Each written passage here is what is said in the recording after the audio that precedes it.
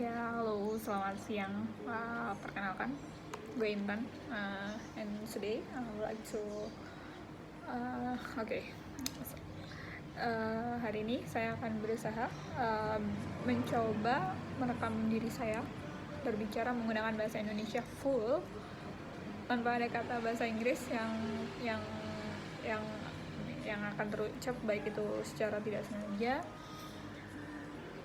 Kenapa saya merekam ini? Karena saya menyadari bahwa dalam keseharian saya selalu menyisipkan atau secara tidak sengaja menggunakan kosakata bahasa Inggris, dan itu adalah salah satu itu menyebabkan saya kesulitan mencerna atau berbicara dengan bahasa Indonesia yang full. Nah, kenapa seperti itu? Karena beberapa kali saya sudah mencoba untuk merekam diri saya berbicara menggunakan bahasa Inggris, dan ketika saya mencoba hal tersebut, saya merasa ada beberapa fase, ada beberapa rentang waktu yang itu saya harus berpikir lebih untuk merubah kosakata tersebut ke dalam kosakata bahasa Indonesia. Bukan karena saya tidak mengerti bahasa Indonesia, lebih tepatnya karena kata tersebut lebih biasa diucapkan dalam bahasa Inggris. Nah, seperti itu. Ya, hampir sama dengan ketika kita berinteraksi, berkeseharian menggunakan bahasa lokal. Ketika kita mencoba untuk berbicara di depan publik, ataupun ketika kita mencoba berbicara secara full atau berpidato secara lengkap, akan ada beberapa diksi-diksi yang itu entah itu semacam penekanan atau apapun itu di belakang kalimat yang dia merupakan bahasa lokal. Pun begitu yang terjadi ketika saya yang terbiasa membaca atau mendengarkan musik atau membaca artikel dalam bahasa Inggris ataupun bahasa lain, itu membuat saya mencerna ketika saya harus berbicara menggunakan bahasa Indonesia yang full lengkap gitu. Baik itu dalam kalimat yang sederhana, dalam kalimat panjang, ataupun dalam kalimat yang itu mengharuskan saya untuk berbicara panjang di depan publik atau apapun itu. Saya tidak menganggap itu adalah hal yang salah, dan itu juga bukan suatu hal yang aneh, karena memang karena kita memang dituntut untuk bisa berbahasa Inggris dalam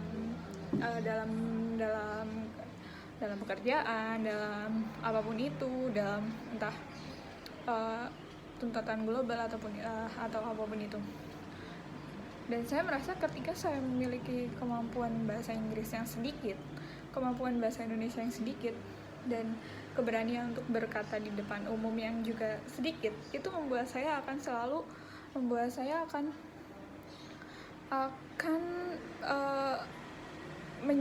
menjeda dalam berbicara, seperti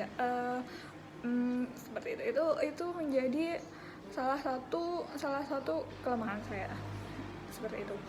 Dan hal itu adalah hal yang wajar, karena kita tidak terbiasa untuk berbicara di depan umum. Ketika di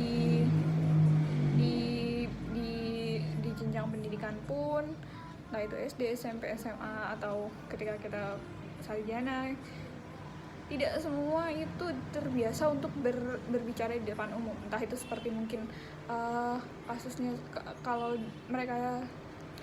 yang mengambil jurusan humaniora atau sastra seni, mungkin mereka dituntut untuk bisa untuk bisa tampil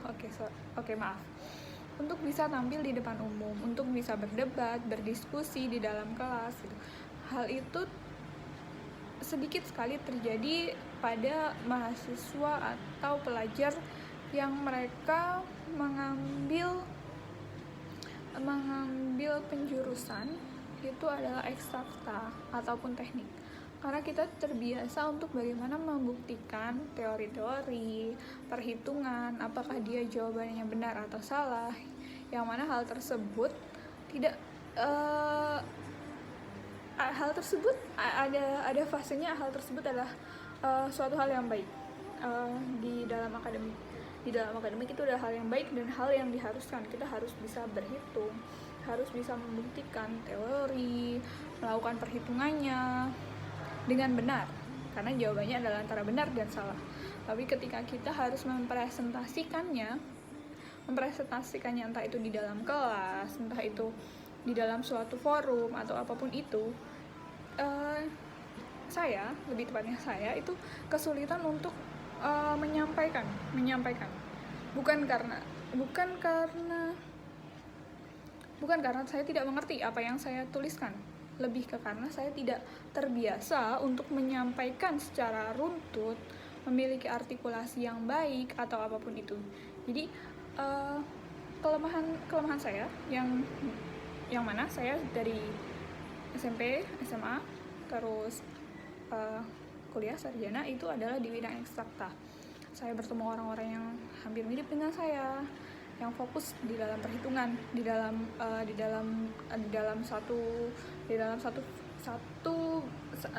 satu kerangka benar salah gitu kan.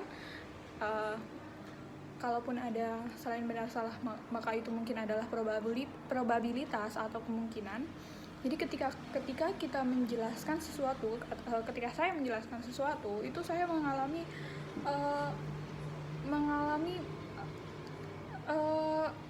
semacam gagap penyampaian. Saya mengerti apa yang saya pelajari, namun yang saya jelaskan belum tentu mengerti apa yang saya pelajari, karena saya tidak terbiasa menjelaskan, saya kurang bisa menjelaskan dengan baik dan benar. Hal tersebut menjadi salah satu kekurangannya. Lalu kenapa saya membuat video ini? Ya karena saya ingin berusaha mencoba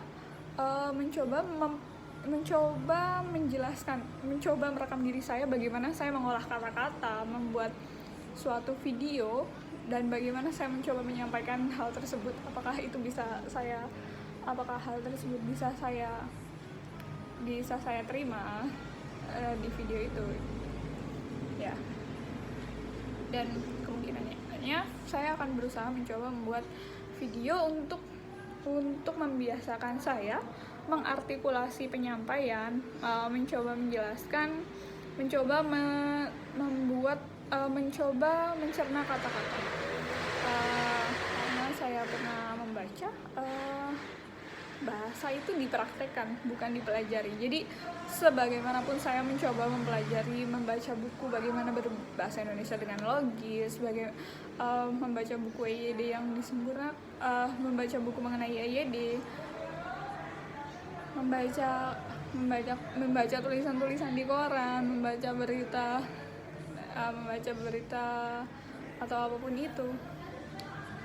Hal tersebut tidak akan berguna kalau saya tidak berusaha untuk berbicara. Jadi video ini adalah video yang saya buat untuk belajar berbicara, belajar berartikulasi, seperti itu. Terima kasih.